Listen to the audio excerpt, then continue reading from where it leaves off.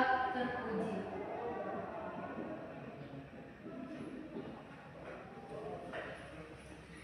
Nah, dalam Islam akhlak terpuji dijadikan pedoman untuk mencapai ridho Allah. Berdasarkan Al-Quran, hadis, dan sunnah Rasulullah SAW, akhlak terpuji juga menjadi cerminan keimanan seseorang dan menentukan kualitas hubungannya. Ya, gak apa-apa.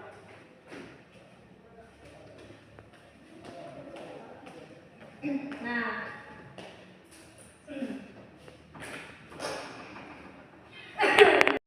karimah yaitu salah satunya ada malu. Dari hadis yang saya baca dari Abi Hurairah radhiyallahu anhu, dari Nabi SAW bersabda, iman itu terdiri dari lebih dari 6 cabang dan malu adalah sebagian dari iman. Hadis riwayat Bukhari. Nah, hadis ini juga menjelaskan pernyataan umum dari Nabi Muhammad SAW untuk menjelaskan bahwa iman atau kepercayaan memiliki banyak aspek. Salah satu di antaranya adalah sifat malu, atau yang disebut dengan hal al-hayat. Tidak hanya berupa keyakinan saja, tetapi di dalam hati, tetapi juga mencakup tindakan-tindakan yang baik dalam kehidupan sehari-hari, termasuk rasa malu. Nah, hadis ini ya. Nah, dalam hadis ini juga Rasulullah menjelaskan bahwa iman memiliki lebih dari 60 cabang.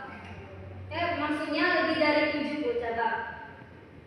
Di sini menunjukkan berbagai aspek atau komponen dari iman yang mencakup tindakan-tindakan baik dalam hal keyakinan maupun perilaku.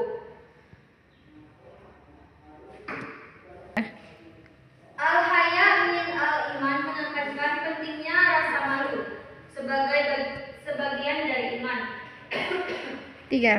Malu dalam aspek ini berarti malu dalam konteks ini bisa berarti malu di dalam diri atau terhadap diri sendiri dan kepada Allah, serta malu secara lahiriah atau dalam perilaku dan interaksi dengan orang lain. Ini menandakan bahwa perilaku seseorang di luar mencerminkan keimanan dalam hatinya. Jadi kesimpulannya, hadis ini mengajarkan bahwa iman itu luas, mencakup keyakinan, ucapan, dan perbuatan. Iman tidak terbatas pada keyakinan batin saja, tetapi juga harus tercermin dalam tindakan nyata, seperti rasa malu yang merupakan bagian penting dari iman. Oleh karena itu, seseorang mukmin sejati adalah orang yang tindakan-tindakannya mencerminkan keimanannya, dan rasa malu memainkan peran penting dalam menjaga integrasi serta hubungan dengan Allah dan sesama manusia. Nah, sampai sini ada yang mau bertanya? Apa? Ya, silakan Anda. Jadi saya bertanya, apakah sifat malu itu sifat baik? Apakah sifat buruk? Sifat malu itu ada baiknya dan ada buruknya. Ada positifnya, ada negatifnya. Kalau dari sifat positif itu biar menjaga norma sosial.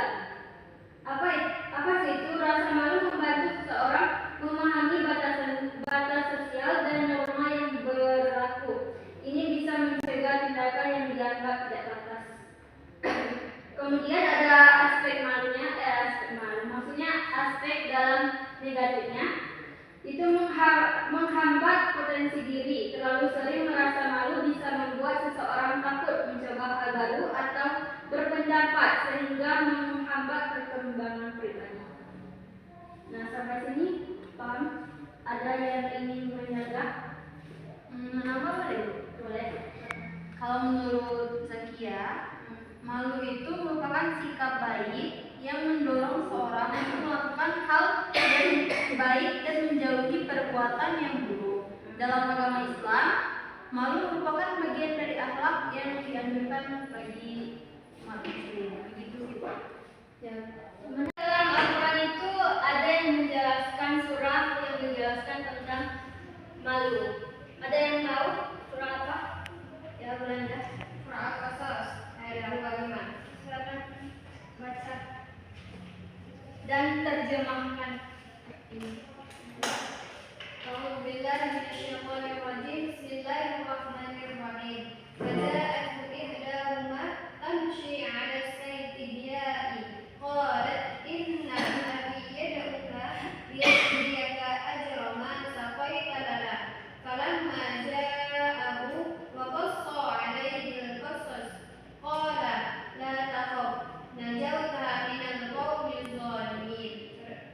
Sadaqallahul azim. Yang artinya kemudian datanglah kepada Musa salah seorang dari kedua perempuan itu berjalan dengan malu-malu. Dia berkata, sungguhnya ayahku mengundangmu untuk memberi balasan sebagaimana imbalan atas kebaikanmu memberi minuman ternak kami. Ketika Musa mendatangi ayah wanita itu dan dia Syekh Madian menceritakan kepadanya kisah mengenai dirinya. Dia berkata, janganlah engkau takut, engkau telah selamat dari orang-orang yang zalim itu. Jadi ayat ini, kesimpulan dari ayat yang dibacakan oleh Belanda itu menunjukkan betapa sifat malu adalah karakteristik mulia yang dimiliki oleh seorang wanita. Ya. Baiklah, itu saja materi kita pada hari ini. Apabila terdapat kesalahan atau kejanggalan dalam penyampaian tadi, Ibu mohon maaf.